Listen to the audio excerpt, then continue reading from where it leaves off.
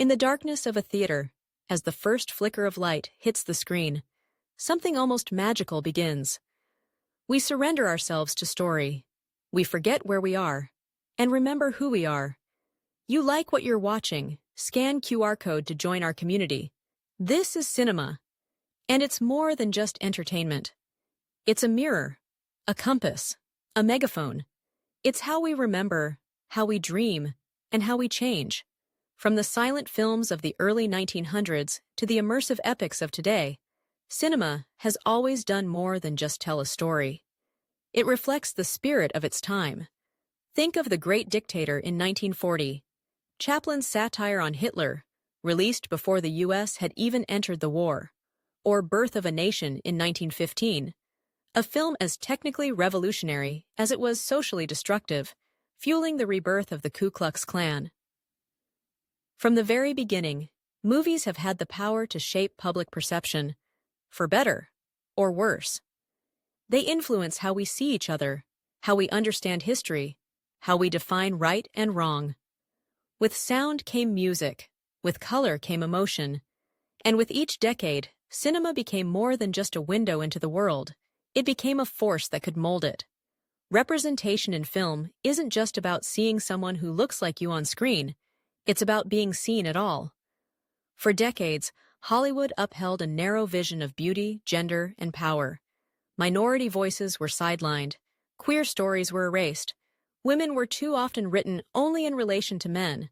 But the power of cinema is also the power to rewrite.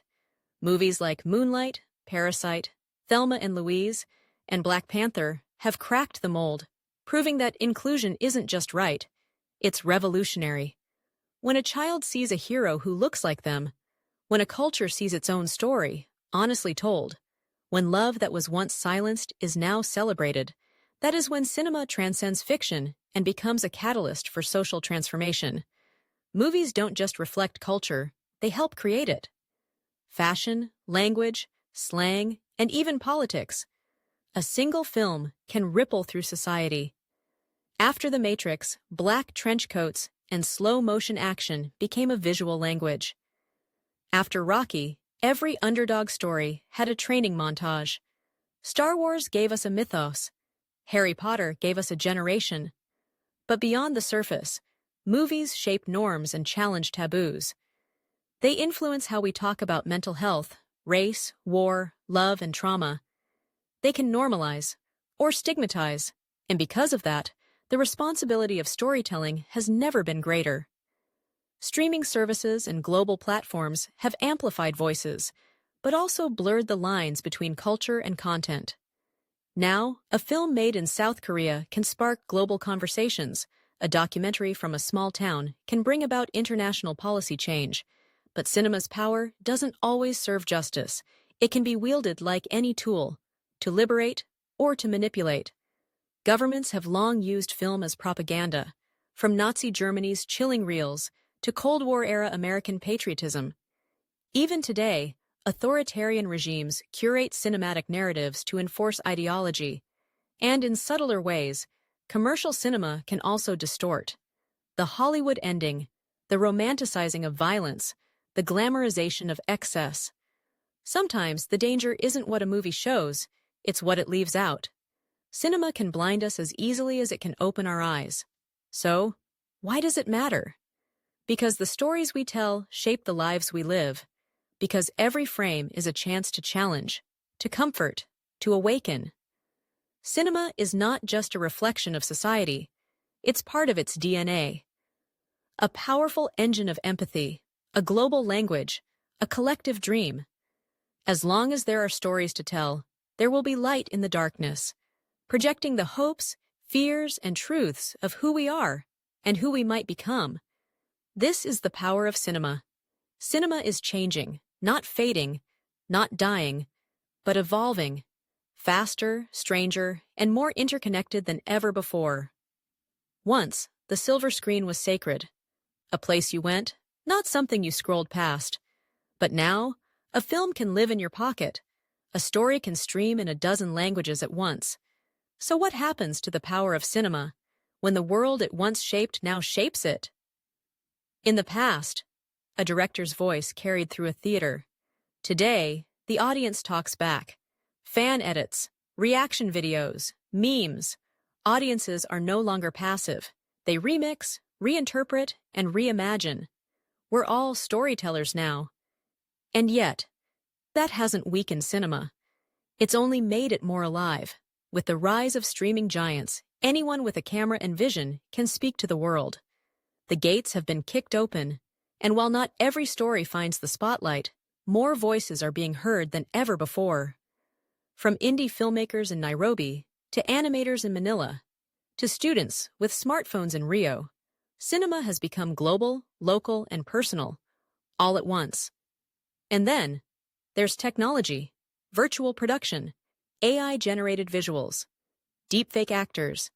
We are entering a world where anything is possible, where entire realities can be built without leaving a room. But with possibility comes responsibility. If AI can write the script, if faces can be faked, if truth itself can be manipulated frame by frame, then what anchors us? The answer, perhaps, is the same as it's always been: emotion, empathy, honesty. Technology can enhance a story, but it cannot replace the soul of one. It can't replicate what it means to feel. And cinema, real cinema, is still about feeling. It's the sharp intake of breath in a quiet theater, the swell of music when the hero rises, the silence when the credits roll and no one moves. In the end, cinema isn't about screens. It's about connection.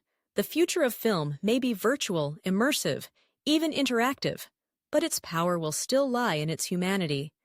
We will still need stories that challenge us, that reflect our fears and feed our hopes, that help us grieve, laugh, resist, and remember. So as the tools evolve and the platforms shift, one truth remains: cinema will continue to shape us, as long as we have something to say and someone to listen. This is not the end of the reel, it's just a new frame in the story. Cinema has always had a secret weapon. Not special effects, not stars, not box office numbers. Its real power is belief. A great film doesn't just show us a world, it convinces us that world matters, that the people in it deserve justice, that the wrongs can be righted, that change is possible, and sometimes, belief becomes action. Think of The Thin Blue Line, a documentary so precise, so compelling, it helped free a man from death row, or An Inconvenient Truth, which launched climate change into the global spotlight, or Hotel Rwanda, which forced the world to reckon with its silence, or Milk, Philadelphia, Selma, films that don't just depict struggle, they turn screens into stages for revolution. Cinema gives voice to the voiceless. It brings the margins to the center. And when done right, it doesn't just tell you what to feel. It makes you feel it so deeply, you have to do something about it. Because emotion is fuel, and film is an emotional machine. A single story, honestly told, can humanize the other. It can break stereotypes, shatter apathy, and move mountains. But this power isn't neutral. For every film that opens hearts, there are others that close them, that reinforce division, glorify oppression, or erase truth altogether. That's why filmmakers are not just artists, they're architects of empathy, or enablers of ignorance. And audiences? We're not just spectators, we're participants. We choose what stories survive, and what impact they carry. In recent years, we've seen this power explode across borders. During the Arab Spring, handheld footage became documentary. In Black Lives Matter protests, short films and viral edits sparked solidarity across continents. Cinema now happens not just in theaters, but